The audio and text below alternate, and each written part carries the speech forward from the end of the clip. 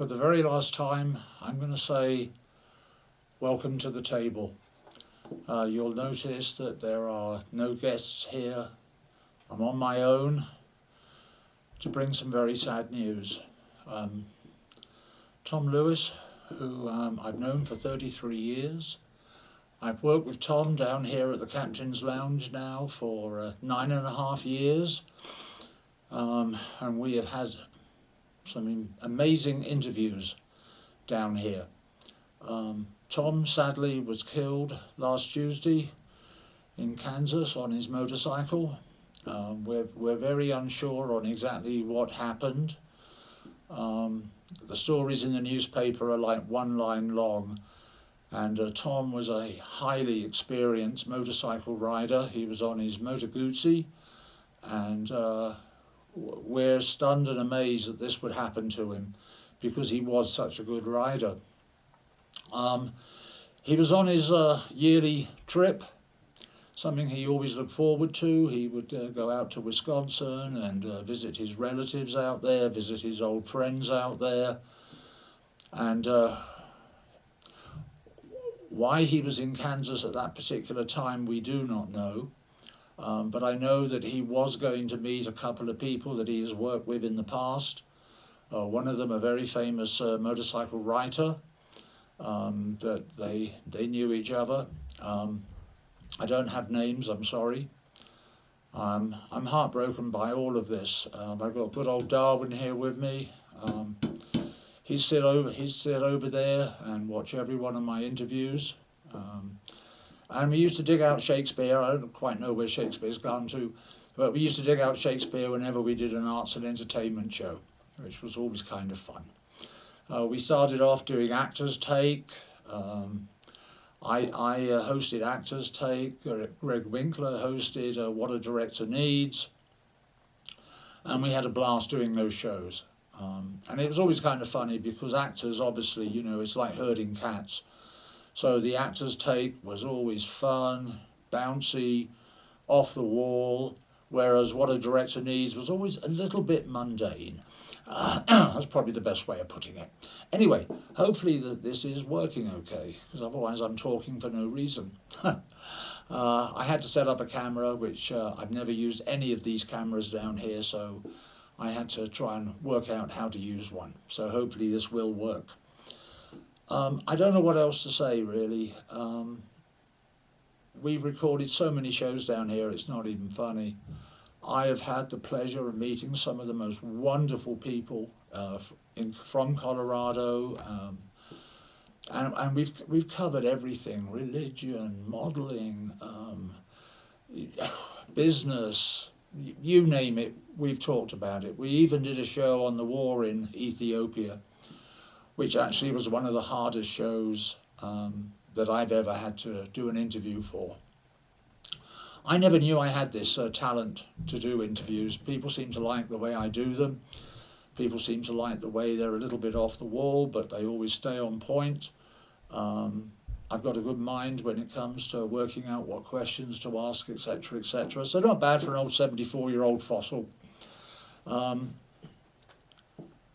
Tommy's going to be horrendously missed by an awful lot of people, not just here at the Captain's Lounge, but Longmont Theatre Company, etc., etc., etc.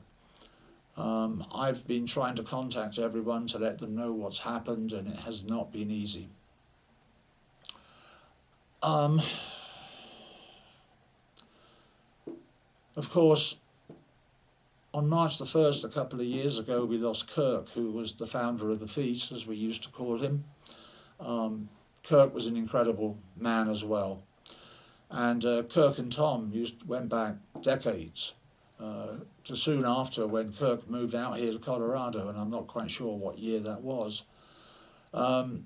They got to know each other because they were both doing stuff for Channel 3, which was public access. And they used to work on the IBM Game of the Week. So no matter the weather, they'd be going around. Well, I say no matter the weather. Kirk sat in the truck and did the directing. Tom, on the other hand, was outside, no matter the weather, trying to get the best camera angles and shots that he could possibly get. And from that, their friendship formed. I know Kirk would be a little bit upset about what's happening with the studio, because he didn't envision that we'd only keep going for just a couple of years after he passed. And of course, I also know everything that Tom wanted to work on when he got back from this trip. It's a disastrous trip. And we had some good plans to do more on at the moment and all the rest of it. Whether I will continue interviewing people or not is up in the air at the moment. I know it's something I'm going to miss tremendously, but if I sit down with someone now, I'm going to be thinking of Tom and I'm going to be thinking of Kirk, and that's not going to make for a good interview. Excuse me for a second.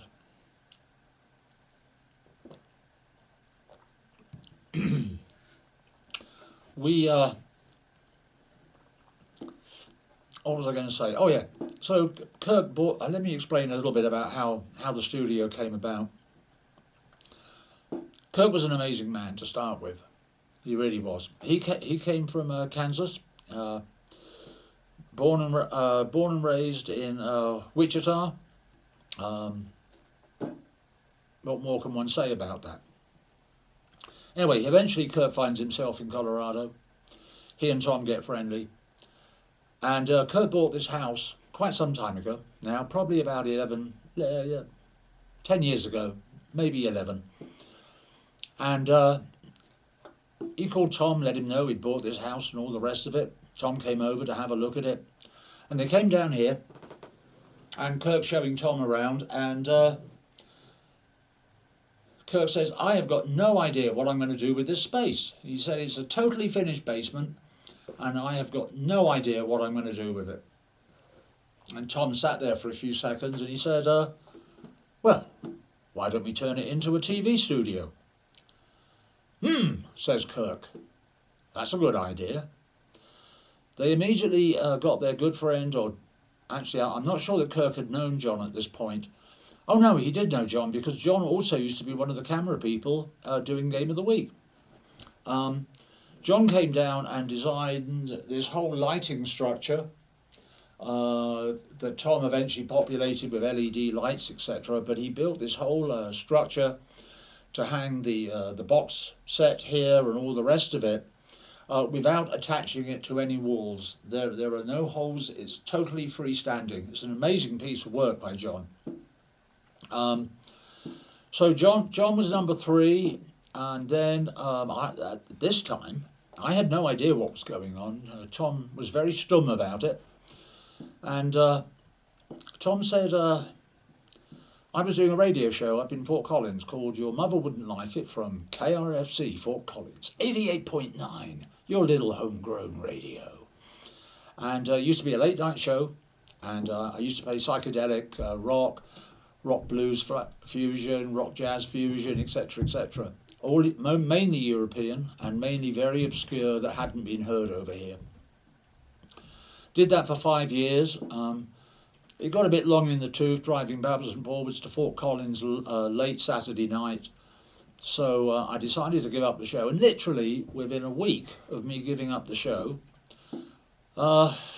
guess who called me and said, Nige, guess what we've got? We've got a TV studio. And I went, wow. So I came round here and met Kirk for the very, very first time. And we seemed to hit it off.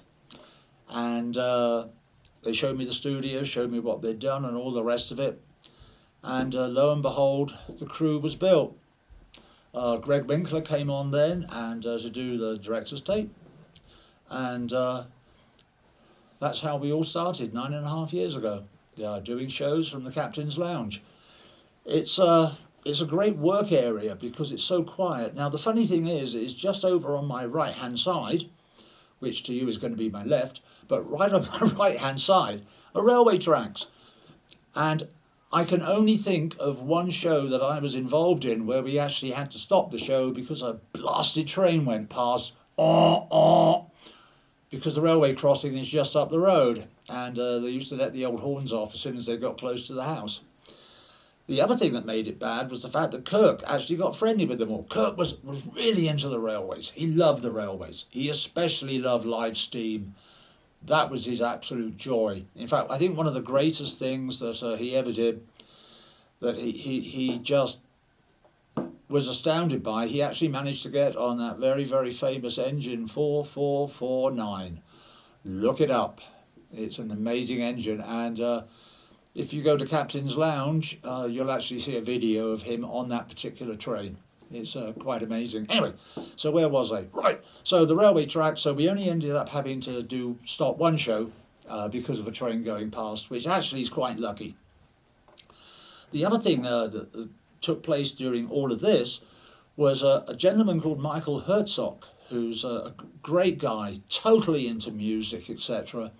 So they used to come down here, and they used to do music shows, and they had 4 and 5 piece bands set up in this area, and they would do some of the most incredible music shows that you can think of. All done live, of course. Kirk used to sit in the mixing room, and he used to be the director.